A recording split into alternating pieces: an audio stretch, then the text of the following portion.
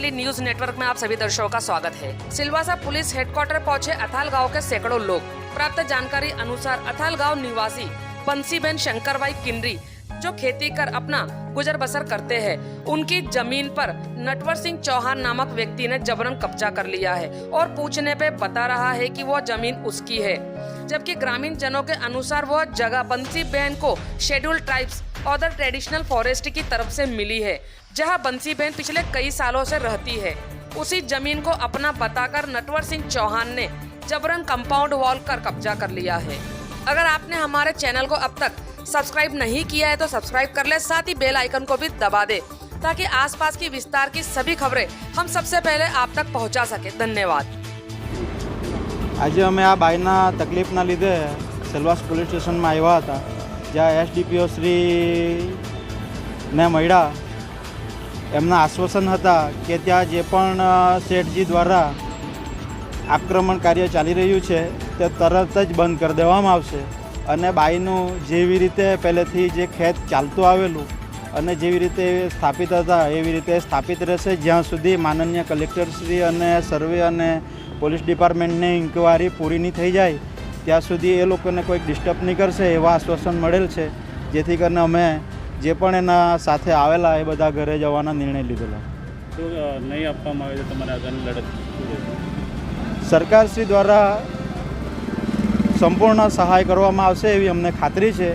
कदाच कोई खामी रही जाए तो अमे आगळ जे पण अधिकारीओ छे एमनी जोड़े विनंतीमां रहीशुं अने अहींना अधिकारी कदाच कचास वर्ते तो अमारा जे पण सेवको छे, जे गामना समाजना सेवको छे, एमने विनंती करशुं के अमने कोर्ट सुधीनी पण न्याय अपाववा माटे तैयारी करे અને અમારો સમાજ અમને આ બાઈને ટેકો કરશે। આ બાઈ વિકલાંગ છે, એમનો એક પગ નથી, એક બહુ ગરીબ છે, એક ઝોપડામાં રહે છે, એટલે અમારો સમાજ તૈયારી કરશે હાઈકોર્ટ જોવા માટેની।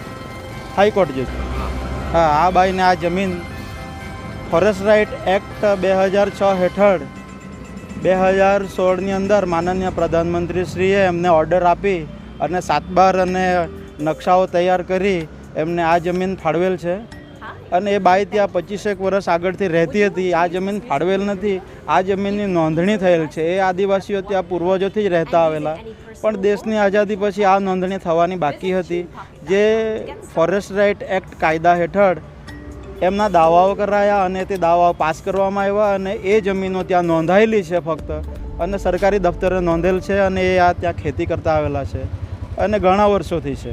7/12માં કોનું નામ? 7/12ની અંદર જે જ્યાં એ બાઈ રહે છે એ બાઈનું સર્વે અને 7/12માં નામ એ બાઈનું વંસીબેન શંકરભાઈ કિન્નરી છે, પણ માનનીય શેઠજીનું કહેવાનું હતું કે જે એના જ બાજુમાં મારી જમીનો આવેલી છે એ જમીનોની હદ બાઉન્ડ્રી ત્યાં સુધી છે કે તેમાં એ બાઈનો પણ કેમ્પસ આવરી લેવામાં આવેલો। જો કે આ એક સર્વેનો ડિસ્પ્યુટ હતો અને એ સર્વેનો ડિસ્પ્યુટ માનનીય કલેક્ટરશ્રીના સંજ્ઞાનમાં લાવવામાં આવેલો, તેમને અરજીઓ આપવામાં આવેલી।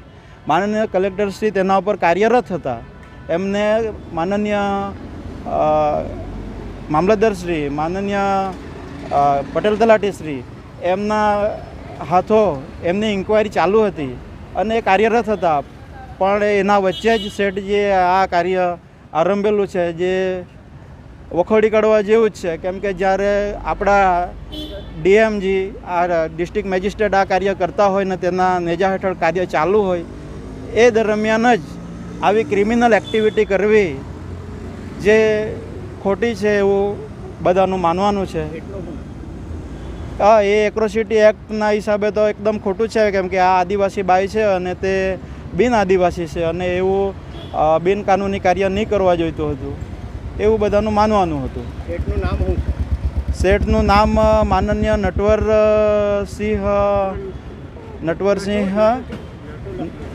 નટવરસિંહ લક્ષ્મણસિંહ ચૌહાણજી।